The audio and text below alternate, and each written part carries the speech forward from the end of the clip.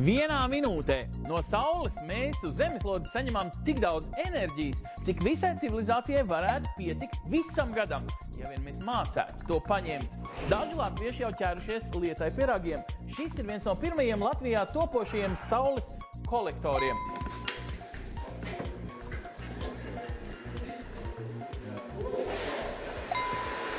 Daudzi Eiropā to jau ir izdarījuši. Kāpēc jums vajag to Made in Latviju obligāti? Mums ir tādas ambīcijas, ka mēs to gribam izdarīt paši, un mums ir doma, ka mēs to varam izdarīt labāk un piemērotāk šai laika apstākļu zonai, kur mēs dzīvojam, kas, teiksim, daudz tie saules kolektori, ko mēs varam nopirkt no Eiropas, viņi ir ražoti dienvidu platumgrādiem, un viņi ir mazliet savādāki.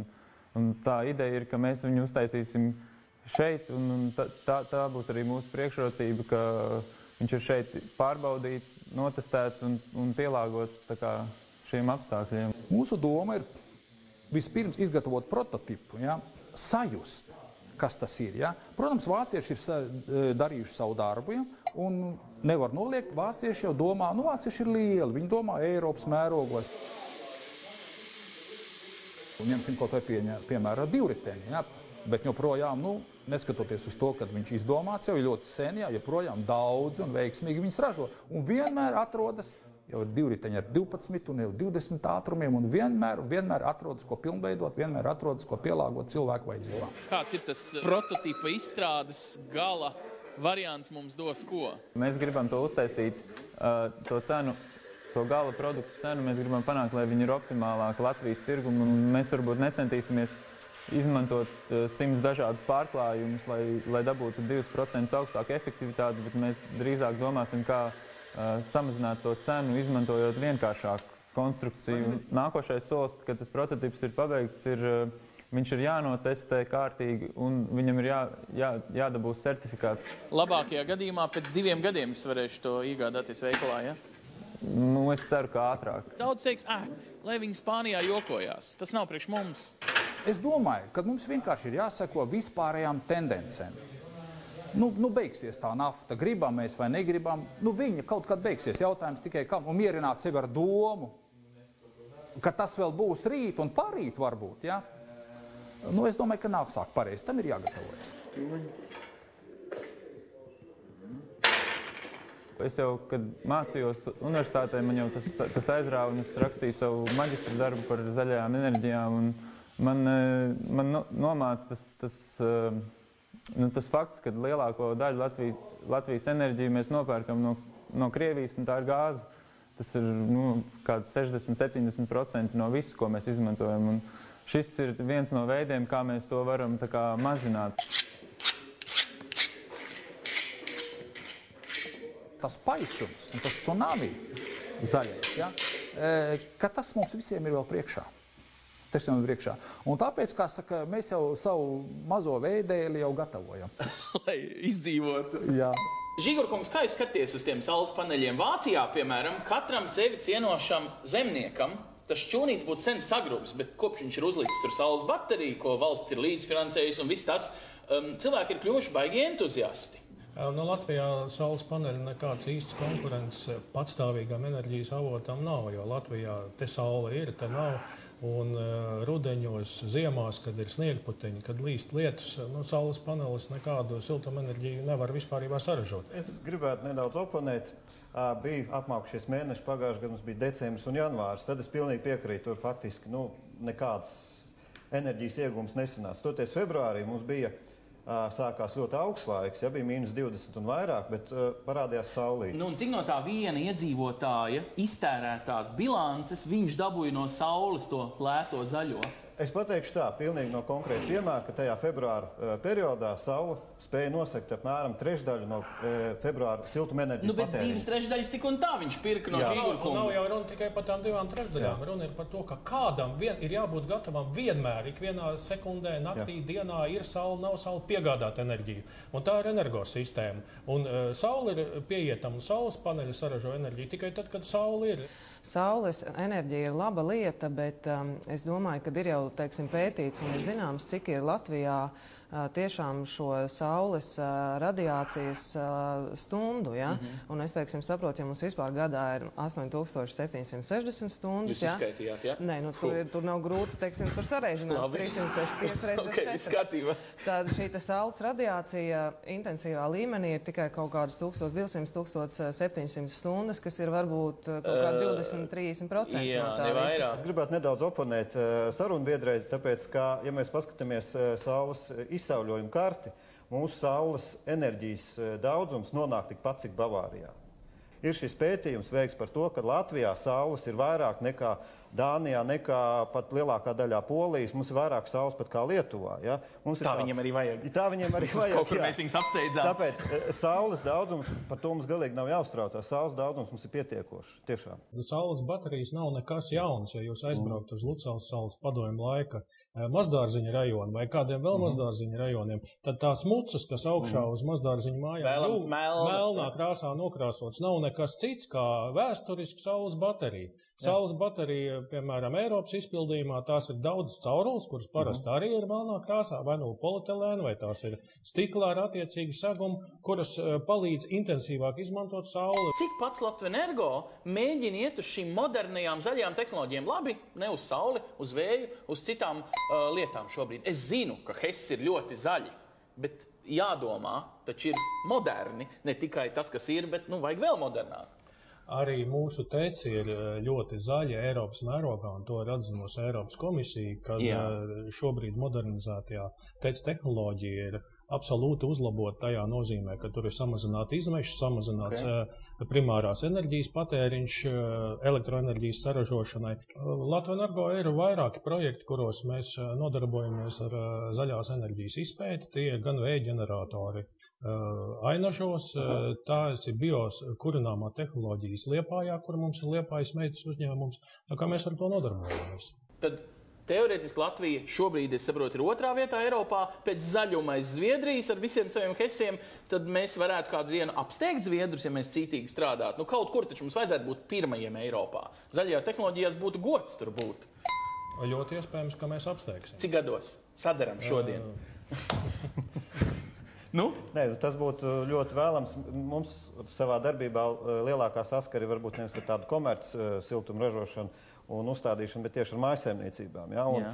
Un tur šī izpratne par to, ka tas reāli dod kaut kādu ekonomiju, ir stipri lielāka nekā pašlaik komerc uzņēmumiem. Kāpēc? Kāpēc tā? Tā investīcija tā mājsaimniecībā ir nosacīti sākotnējā mazāk nekā, pieņemsim, ja tas būtu tas siltums jāražo no saules kolektoriem. Arī jāsaprot, ka enerģijas ražošanas process sevi ietver gan enerģijas ražošana, gan enerģijas pārvadi. Un ja siltuma enerģija tālu jāpārvada, jāražo kaut kur centralizētā veidā, tad, protams, ir siltuma zudumi, kas rada papildus izmaksas. Un siltumu visizdevīgāk ražot tajā vietā, kur viņi patērē.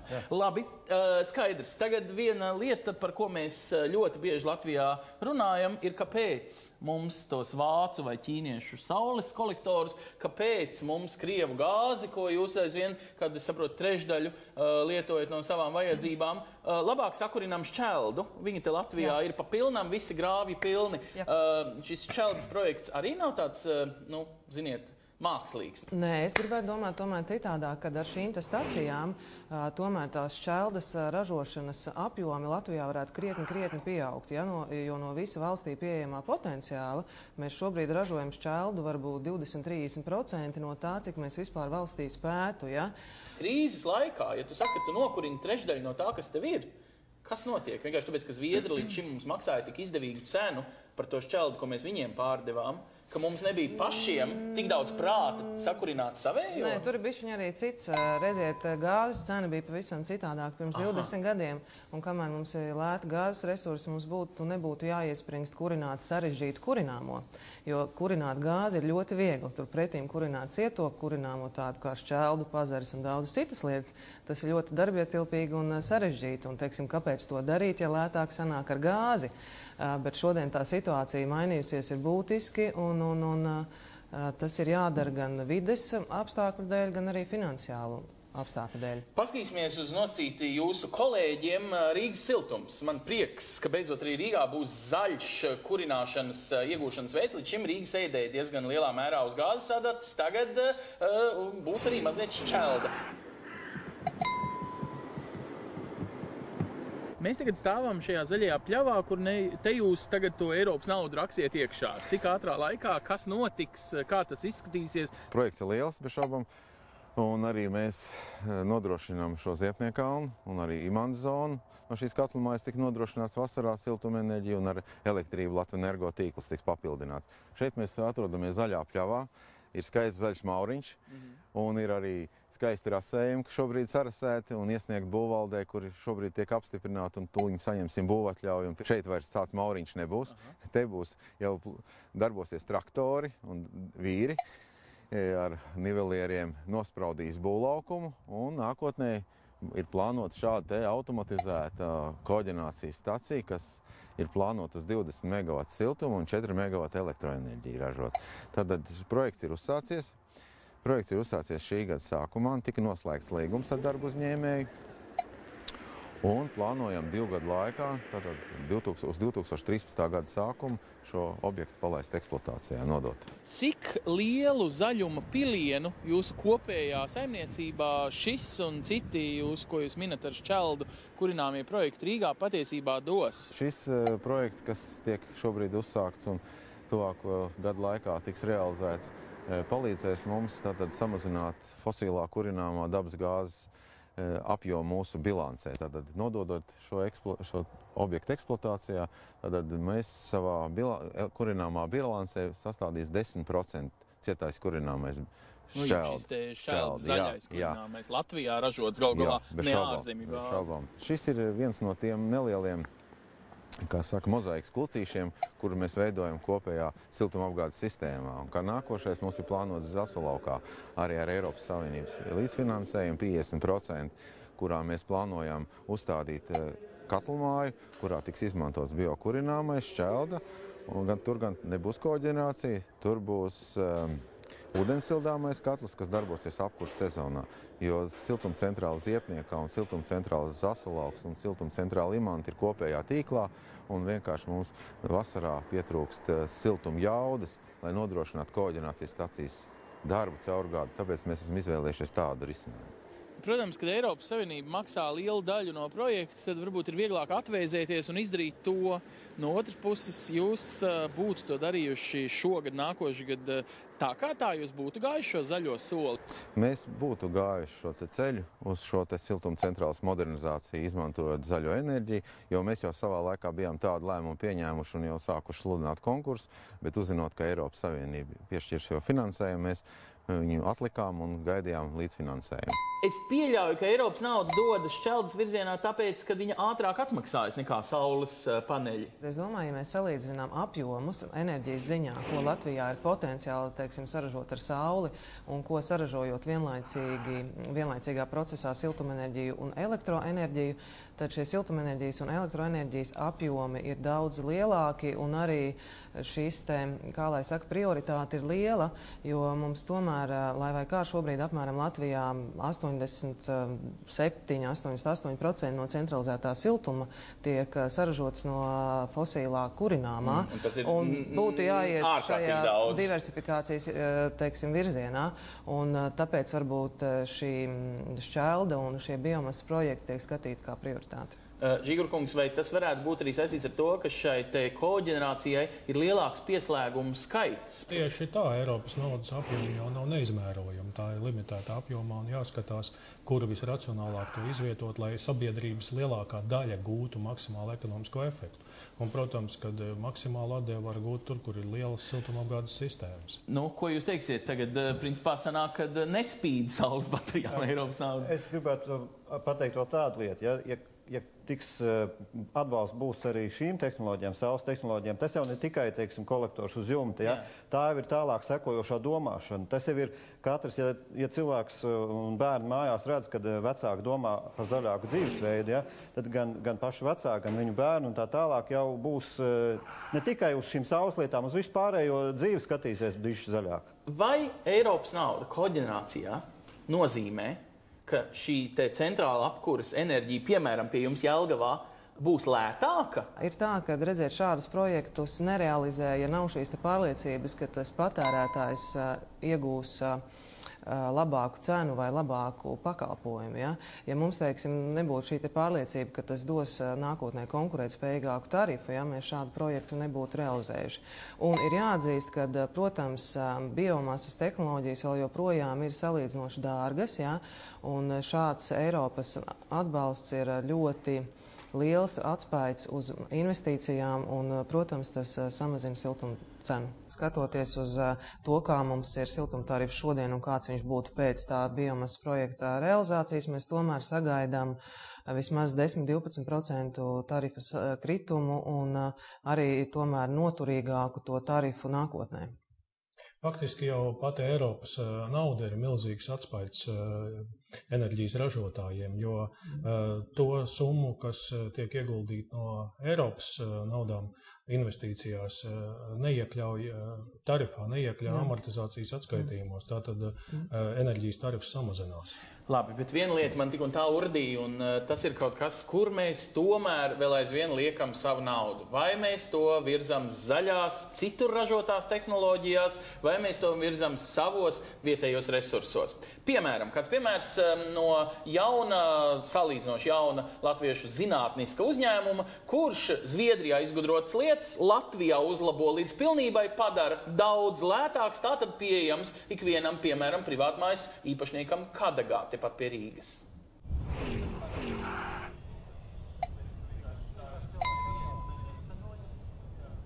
Darbi ir nobeiguma stadijā. Jūs montējat augšā to, kas sildīs šo māju jau pēc pāris mēnešiem, kad sāks birkt sniegs. Jā, pašlaik ir pagājušā nedēļā mēs pabeidzām uzstādīt kontūrus. Kas ir kontūrs? Kontūri tātad tie ir caurules, kuras ir ievadītas zemē, kuras ņems no zemes siltumu. Jā, viņas ir saslēgts vienotā ķēdē un viņas tiek pievadītas siltumsūknim, zemes siltumsūknim.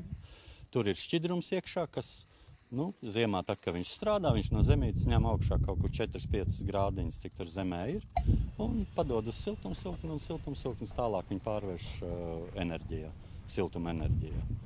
Jā, tātad ir 16 kontūri, kopā kaut kur 480 metri cauruļi zemē ieguldīts, jā, un tas ir pietiekoši, šī māja 230 kvadrātmetri, tas ir pietiekoši, lai, mēs tā rēķinām, kad kaut kur izmaksas vajadzētu būt ap 60 līdz 80 latiem. Uz tik lielu māju? Jā, uz tik lielu māju. Kur tad tas noslēpums? Jums viņi ir 3 reiz iepakot akmensvatē? Viņa māja ir nosiltināta perfekti. Starpstāvs ir nosiltināts ar ekovati, kaut kur 35 centimetri. Tas ir gan 2 reiz vairāk nekā iesaka, jā? Nekā iesaka, jā. Viņi ir iepakot ļoti solīdi. Jo arī tagad, kad ir karsta diena, jā, iekšpusē ir vēsi. Tad sanāk, ka šī zaļā tehnoloģija nestrādā tad, ja nedomā par abiem uzreiz. Gan par to siltināšanu, gan par to zaļo ražošanu. Tas ir pamatā. Tas ir pamatā.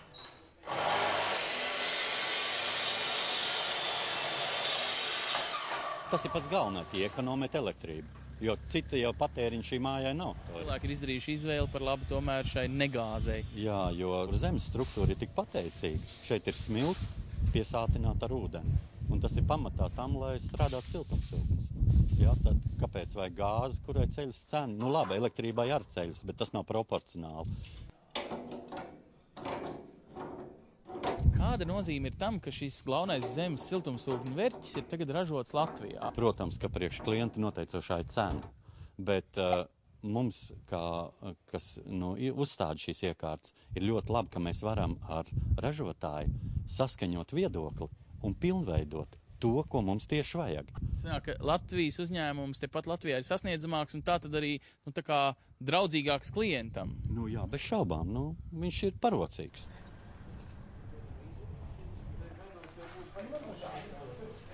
Katrs meklē kaut kādus jaunus tirgus produktus, un mēs kaut kur apmēram 15 gadus ražojam kompresoru, un šis arī ir kompresors. Tikai šī gadījumā netiek saspiests gaiss, bet šī gadījumā tiek saspiests freons. Un, tā kā tas ir faktiski mūsu pašu produkts. Vienīgais pielietojums ir mazliet savādāks, ir siltuma transformācija. Kompresoram ir saspiesta gaisa, teiksim, transformācija. Tā kā, katrā gadījumā tas ļoti mums pazīstams produkts. Un vienkārši, lai paplašinātu savas iespējas, mēs sākām pie viņa piestrādāt. Kaut kur 4 gadus atpakaļ sākām visu to lietu. Es saprotu, ka tas skaistais ir tas, ka sanāk lētāk, ja es pērku Latvijā ražotu preci. Kur tad ir tas noslēpums? Tas skandināvs to zaļo tehnoloģiju mēģina mums pārdot par dārgu cenu pat, ja viņas izgatavošana nav tik dārga? Nē, noslēpums ir ārkārtīgi vienkārši, nav starpnieku. Jo es nedomāju, ka mums ir lētāk tas produkts. Ja skandināva firma pārdod siltumsūkni Latvijā, viņai ir servisa izdevumi, viņai ir izplatītāja izdevumi, un cena ir tāda pati. Respektīvi, es domāju, rūpnīcas cena mums ir iespējams pat augstāka nekā skandināva rūpnīcās, bet atrisinājums ir tāds, ka mums vienkārši nav jāmaksā izplatītājiem. Zemes siltumsūknis ir it kā zaļš, un es aizvien vairāk no cilvēkiem, kuri viņu uzlika pirms, 5 un vairāk gadiem, jūtu, ka nekas zaļš tur nesanāk, jo, lai darbinātu šo glauno no Zviedrijas atvesto tehnoloģiju Latvijā, ir jālieto aizvien jums par labu, ja? Latvenergo, bet, tas elektrības rēķins 100 lati mēnesī, paklau, tas ir bišķi pa traku. Vai jūs neesat nonākuši pie secinājuma, ka ne viss ir zaļš, ko mums mēģina pasniegt kā zaļu? Redziet, jau mūsu sarunas sākumā es teicu, ka jebkurā gadījumā, jebkurai mājsaimniecībai patstāvīgs enerģijas avots ir vajadzīgs. Un tas ir vai elektrotīkls, tas ir obligāti noteikti, jā, tā ir gāzes apgāde, un tad var tos pārējos alternatīvos resursus lietot kā patīk. Zemes siltumsūknis ir ļoti labs tajās vietās, kur nav cita kurināmā pieejas. Jā. Protams, ir vajadzīga elektroenerģija. Ar zemes siltumsūkni apkurināt māju tomēr ir 2 reizes lētāk, vismaz 2 reizes lētāk nekā to kurināt tikai ar elektrību, tātad tas zemes siltums tur tiek izmantots. Un, ja jūs dzīvojat, piemēram, kaut kādā pļauju ciematā ārpus Rīgas, kur pa dienu jūs neesat mājās, bet vēlaties atgriezties siltās mājās un nevēlaties pats kurināt ar malku un tur bāzt malkas šķilas krāsnī iekšā, tad zemes siltumsūknis ir diezgan labs variants. Vai mums cītīgi ir jāseko šādam tehnoloģiskam risinājumam tikai tāpēc, ka viņš ir ražots Latvijā un ar Made in Latviju mēs varam pirkt lietas, kuras ir daļēji tikai zaļas? Te ir jāskatās katrai tehnoloģijai savs izmantošanas veids, ja, jo tas pats siltumsūknis, ja, mums tās tehnoloģijas nāk no Skandināvijas, kur tas klimats ir nedaudz tā kā maigāks, ja, un mums šīs tehnoloģijas visu laiku tik stāstīts, ka tas arī dar pie mums, ja. Un arī tās pašas montāžas lietas ir, ja, kā kurā vietā tas montētājs viņu ir to siltumsūkni ierats. Bet jūs uztverat to par tādu muļķību no cilvēka viedokļa, ka viņš ir gājis nevis, teiksim, kaut vai saules vai vēja vai kaut kādā citā virzienā, bet viņš ir ieracis zemē tādus tūkstošus, ka viņš atpērkās taču tikai ļoti daudzos gados. Nē, es uzskatu, ka, protams, tā nav muļķība. Tas ir arī veids, kā ietaupīt un arī pie viena arī ērtāk dzīvot.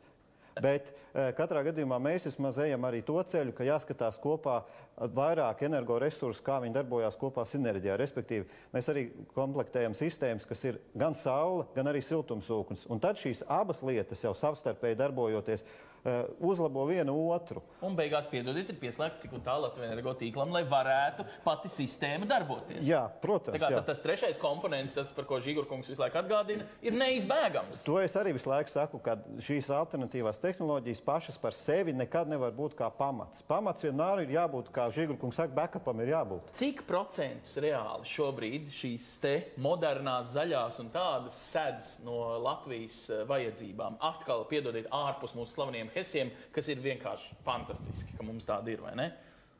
Cik mēs šobrīd esam procentos moderni zaļi? Nu, moderni zaļi, te, protams, katrs var skaitīt pēc savām metodēm.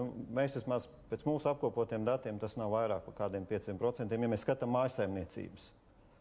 Bet ir atsevišķas pilsētas, kurā, piemēram, ar šķeldu apkurina visu pilsētu. Tā ir Gulbene, Kuldīga, Sigulda. Nu, ko saslavējām mēs dažas zaļās Latvijas pilsētas. Man ar skumjām jāatzīst, ka Rīga vēl nav zaļākā pilsēta, vismaz Latvijā, ja ne Eiropā. Jo, ja viņi būtu Latvijā, viņi būtu arī zaļākā Eiropā. Tur dzīvo puse no mums. Sanāk, ka daži no mums ir superzaļi un daži vēl netik. Varbūt varam apsolīt viens otram, ka vismaz šo ziemu nodzīvosim riktīgi zaļi. Un tie, kas nezin, kā to darīt, var patīt raidījumu atpakaļ. Mūs var redzēt tagad arī internetā. esmāja.lv ir tāda sādaļa Eirobusiņš. Ieiet un iesakiet arī draugiem noskatīties labu zaļu raidījumu. Bet mēs tiekamies atkal šajā etrā nākošu piekdienu 7. vakarā. Paldies! Dzīvojam zaļi, ja?